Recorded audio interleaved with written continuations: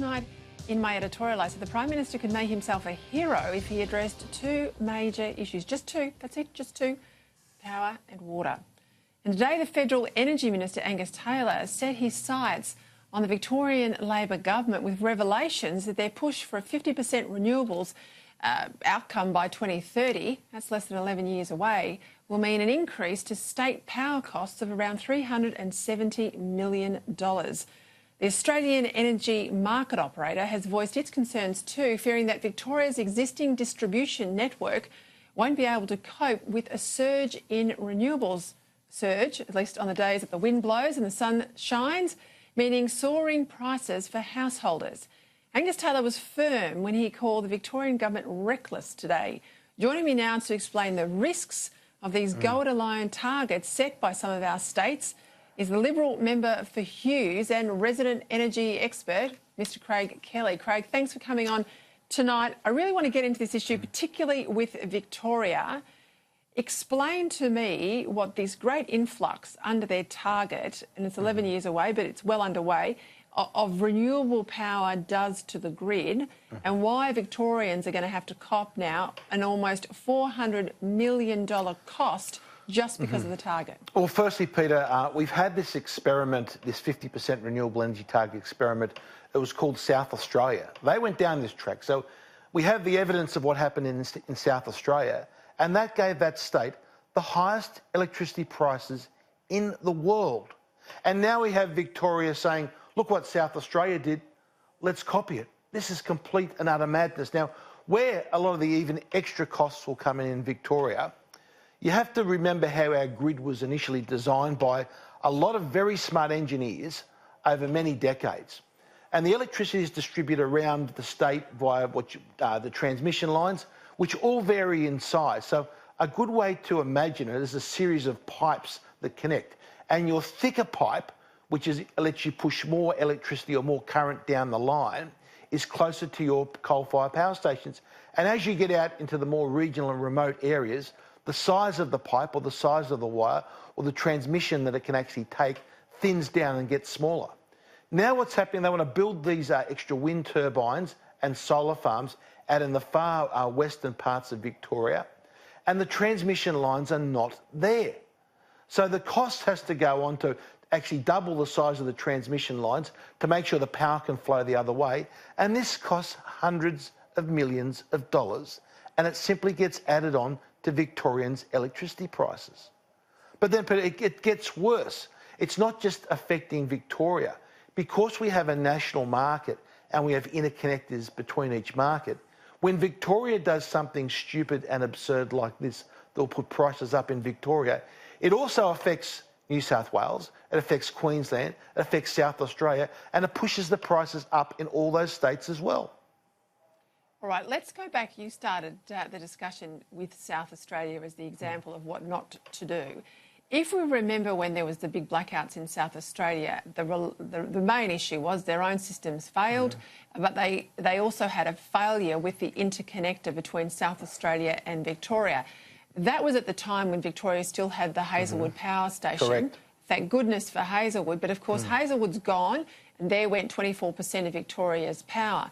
If Victoria goes down this path and continues to build more and more renewable capacity into the grid at the expense of coal-fired power, it has no Hazelwood, and we know that Yallourn, which is set to go in 2029 and likely to go earlier, will also be vulnerable. So there goes another significant proportion of Victoria's fossil fuel power supply.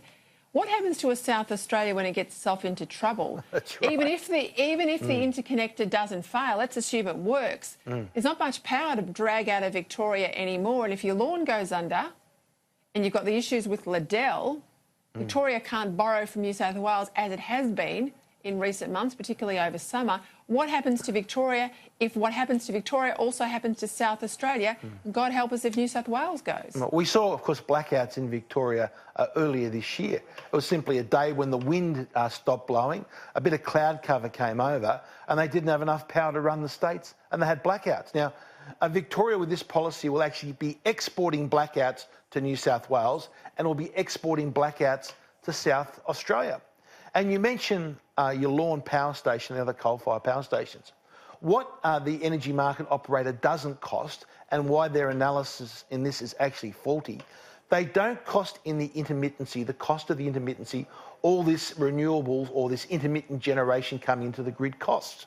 If you build another 6,000 megawatt capacity of wind and solar, that is fantastic on when the sun is shining and the wind's blowing. But you have to have it backed up for when that doesn't happen. So what happens, all of a sudden you have a windy day when the sun's out.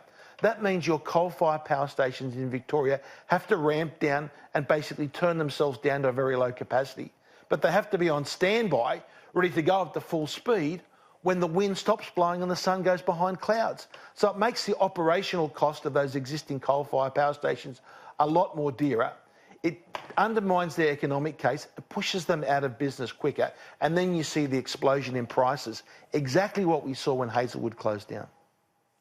OK, well, Angus Taylor didn't miss today. He went after the government here in Victoria. I'm down in Melbourne tonight, and it's cold, so thank goodness the power hasn't had a bit of a brownout down here, but, you know, anything could happen. It's still very early in the night. He went after the Victorian government, called them reckless.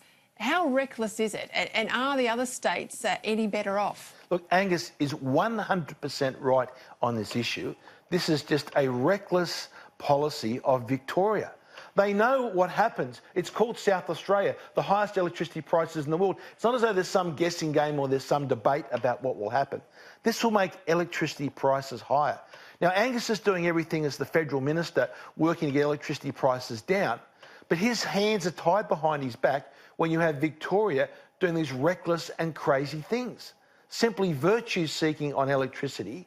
Yes, OK, they're not only going to punish Victorian consumers, but there's the knock-on effect across the states that New South Welshmen, Queenslanders and South Australians will all be punished by the reckless policies in Victoria on energy.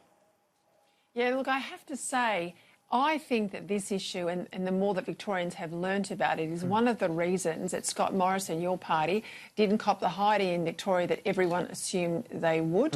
I think there are a range of factors in the state election, you know, a little bit of federal implications, but a lot of delivery by Daniel Andrews on the ground in terms of local infrastructure. I think a poor campaign from the Libs.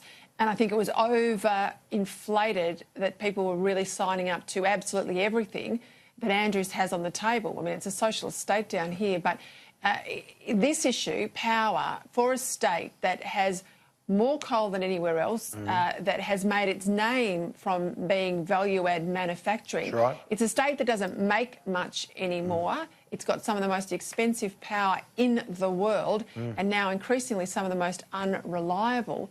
It's a really big worry, Craig Kelly. Look, what we've seen over the last 2 decades, we've had this relentless propaganda on wind turbines and renewable energy about how wonderful it all is.